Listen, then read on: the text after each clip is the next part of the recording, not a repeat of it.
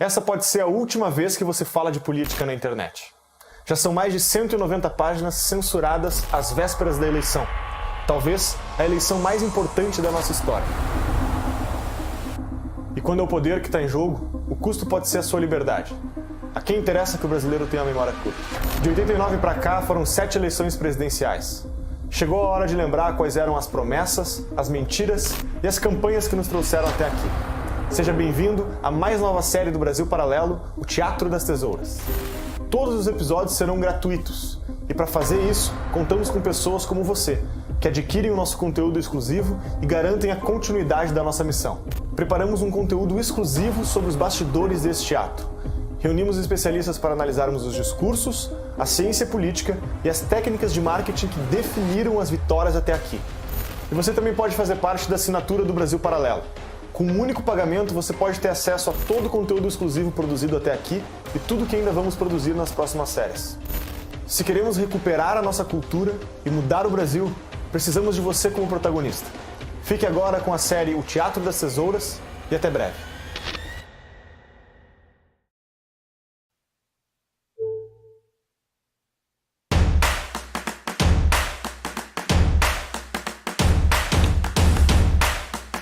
Monsters of Rock Alliance in Brazil.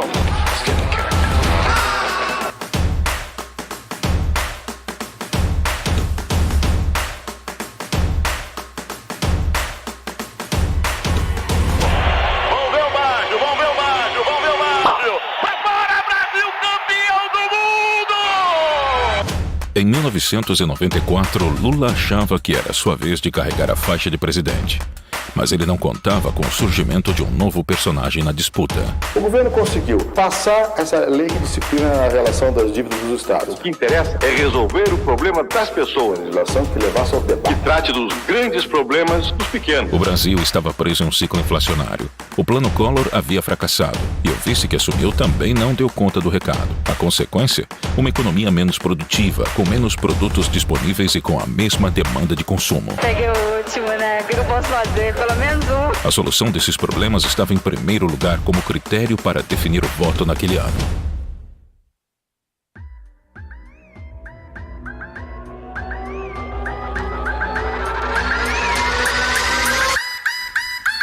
Prometo manter, defender e cumprir a Constituição. Promover o bem geral. E sustentar a integridade e a independência do Brasil.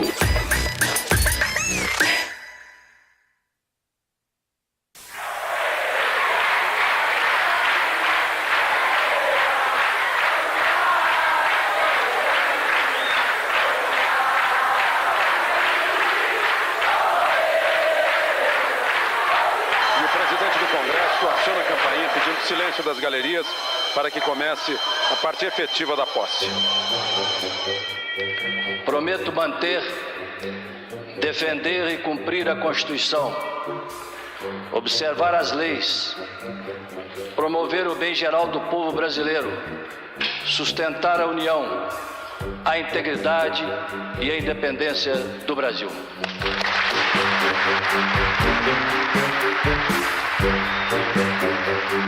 Depois da renúncia de Collor em 92, Itamar Franco assumiu a presidência. Sem adversários à altura, Lula deixou de ser só o líder dos trabalhadores para ser também o provável vencedor da próxima eleição. Lula mantém a liderança e foi o que mais cresceu. Se a eleição fosse hoje, Luiz Inácio Lula da Silva, do PT, ficaria em primeiro lugar, com 39%.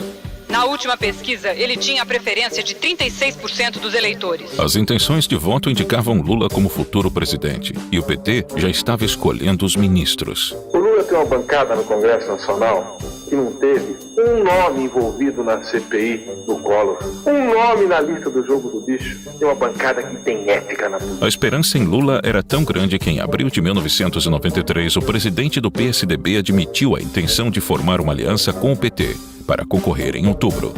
Mas o sonho de Lula de finalmente ser o presidente do Brasil começou a desabar. O novo ministro da Fazenda, Fernando Henrique Cardoso, se reúne com os líderes do PSDB. O principal assunto foi uma estratégia para evitar choques entre o partido... Em maio de 93, o desconhecido Fernando Henrique Cardoso foi nomeado pelo presidente Itamar Franco para o cargo de ministro da Fazenda. A missão de FHC era acabar com a inflação que chegava a 1.348%. O desespero do brasileiro pesava em seus ombros. Quem tiver realmente amor à melhoria de condição de vida do povo tem que ter um olho muito pregado na inflação. A pessoa que entra num lugar novo não deve começar quebrando cristais, não. Deve começar a olhar com atenção. O que estiver funcionando bem não há por que mexer. O que estiver funcionando mal se troca.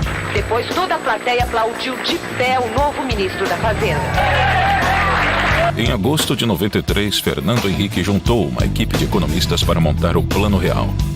Em 1994, o projeto foi anunciado. Nós estamos desenhando um programa econômico de estabilização para um país de alta inflação, com crescimento econômico e uma sociedade aberta e democrática que nós queremos mantê-la assim. Depois de décadas de inflação, o Plano Real tirou o Brasil da queda livre.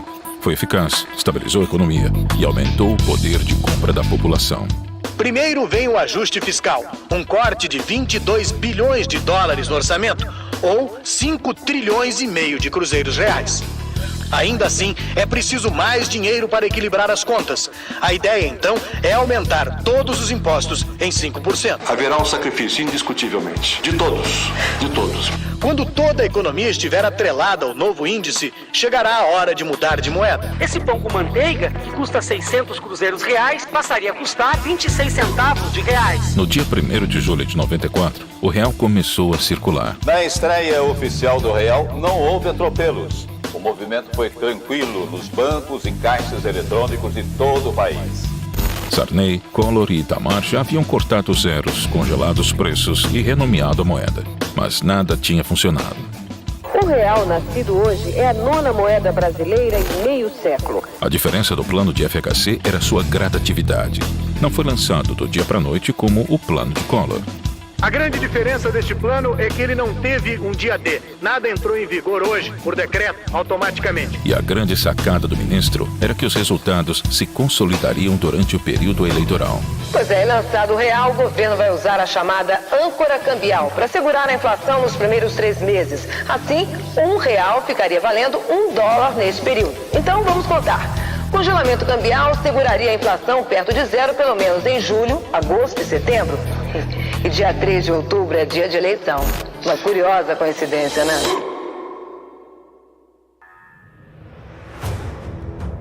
Eu quero ser um presidente que trate dos grandes problemas dos pequenos, mais humildes.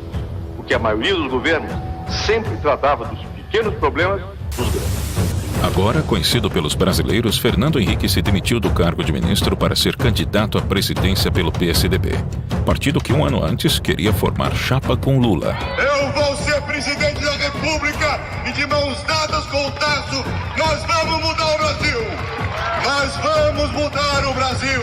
O sucesso do Plano Real tornou o FHC um forte concorrente na corrida eleitoral.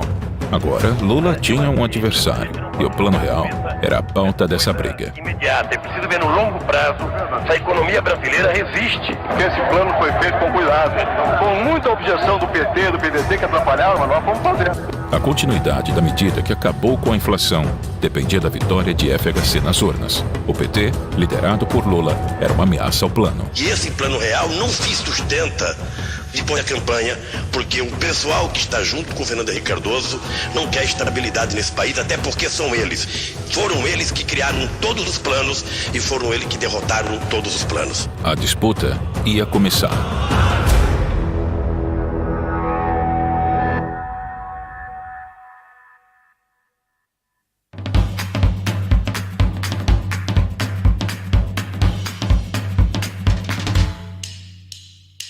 Cedo ou tarde, a morte se abaterá sobre cada um de nós e nenhum de nós poderá detê-la. O candidato sorteado para perguntar. Vamos lá, segura, me ajuda aí, por favor.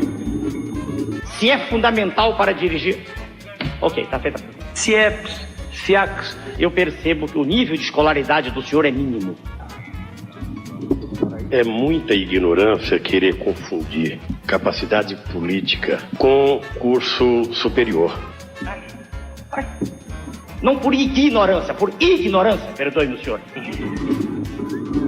O nosso satélite, a Lua, gira em torno da Terra e nenhum de nós pode fazer absolutamente nada para modificar sua trajetória. O seu tempo está correndo. Sim. Saiu você, Lula. Você vê aqui. Erraram os que votaram no Collor e erramos nós que votamos no Lula. Sabe por quê? Pela inexperiência. CIEPS, CIACS. Agora, ao contrário. A mim. Dê a preferência ao Fernando Henrique. Então vamos lá? Vamos lá. Eu não tinha dúvida quanto à preferência, governador Brizola.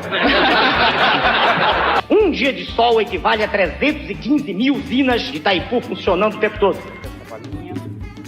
Risonho, amável, não briga com ninguém. Quer dizer... Já que ele foi tão amável em se referir a mim, eu fiquei até com a expectativa que no segundo turno ele vote em mim. Vamos lá. Opa. Existe um cancro fagedênico destruindo as entranhas da nação. A mídia foi bastante cruel comigo esses meses todos. Todos. Eu montava em cavalo, diziam que era Jack. Eu acho que é bom mesmo agora a gente dormir. Vamos lá. Em abril, Lula tinha cerca de 40% das intenções de votos, percentual que faria o petista vencedor da eleição em outubro. Em maio, o FHC formou alianças com PFL e PTB. Em junho, Bisol, vice de Lula, foi denunciado por corrupção em parceria com a então desconhecida Odebrecht. Aloysio Mercadante, um dos fundadores do partido, foi nomeado e salvou a candidatura de Lula. Em julho, Lula ainda era o líder nas pesquisas, mas sua vantagem não era mais a mesma. Queda de 5 pontos percentuais na diferença entre o candidato do PT, Luiz Inácio Lula da Silva, e Fernando Henrique Cardoso, do PSDB. Em agosto, o Plano Real dava resultado. O poder aquisitivo da população, que por anos foi destruído, finalmente aumentou.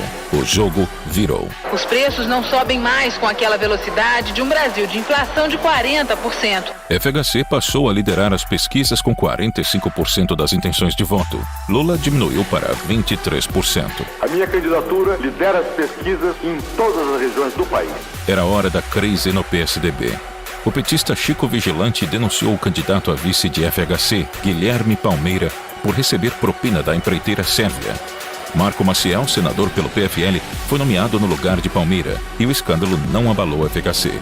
Com ampla vantagem nas pesquisas e a vitória de FHC quase certa, a última esperança de Lula surgiu em setembro. A saída do ministro Rubens Recupero surpreende o país. Fernando Henrique Cardoso fez questão de desvincular as declarações do ex-ministro Recupero com a candidatura dele. Na conversa, Recupero, um dos articuladores do Plano Real, disse que o plano foi usado como propaganda para beneficiar a candidatura de Fernando Henrique. Não tem nada a ver, isso é questão de governo.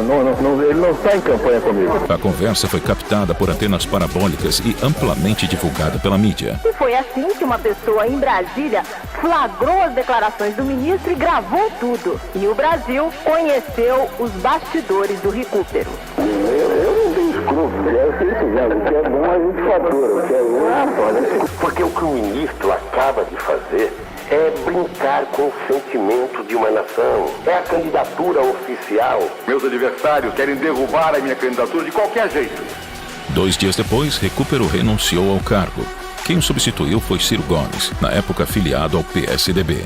A equipe está feliz com a designação do Ciro e o Brasil também. Para desespero do PT, mais uma vez a popularidade de FHC não sofreu abalos após a crise. O golpe final contra Lula aconteceu ainda em setembro. O Plano Real, criado por FHC, diminuiu a inflação para 1,95%. A inflação desse mês não vai passar de 2%. Eu desafio quem desminta isso. Quanto mais o Plano Real dava certo, mais FHC era desejado na presidência.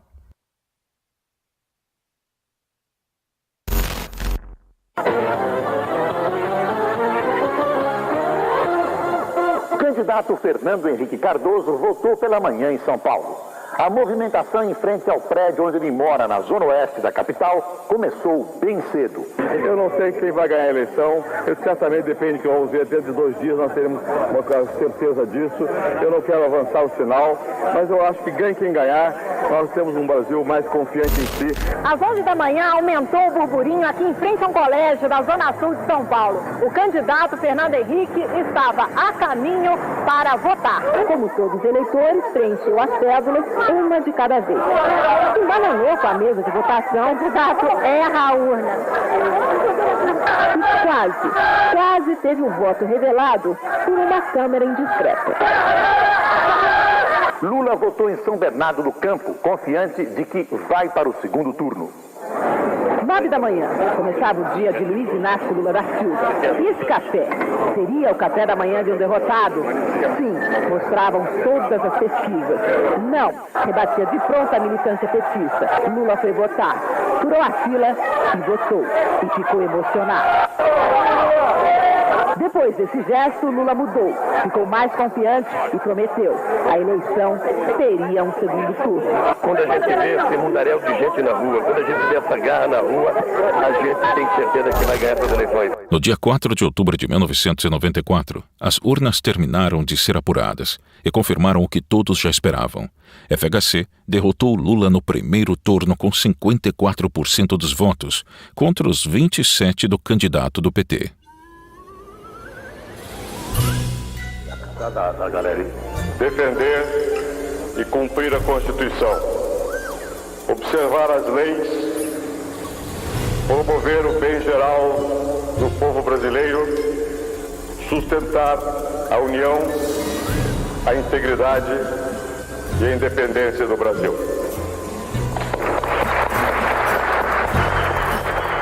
No comando da nação, FHC deu continuidade ao Plano Real. Ele submeteu para aprovação do Congresso a desregulamentação de mercados, reforma administrativa e previdenciária, a privatização de estatais, da Telebrás e a da Vale do Rio Doce e a flexibilização das regras de contratação de trabalhadores. Em setembro de 1997, FHC conseguiu a aprovação da emenda constitucional que permitiria a própria reeleição em 98. O Congresso vai instalar a comissão especial que vai analisar a emenda da reeleição no próximo dia 15. Naquela época, o segundo mandato em sequência dos cargos executivos era proibido pela lei. Para um assunto polêmico, toda a cautela. O presidente da Câmara, deputado Luiz Eduardo Magalhães, teve um encontro reservado com o presidente Fernando Henrique no Palácio do Planalto. A oposição não deixou barato e acusou o governo de compra de votos para passar o projeto.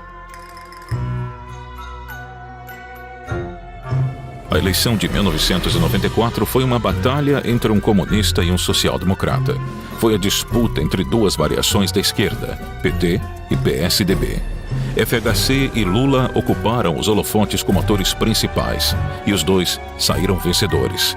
Na prática, era o início do socialismo fabiano no Brasil. Se a eleição de 89 foi um circo, a de 94 foi uma peça de teatro.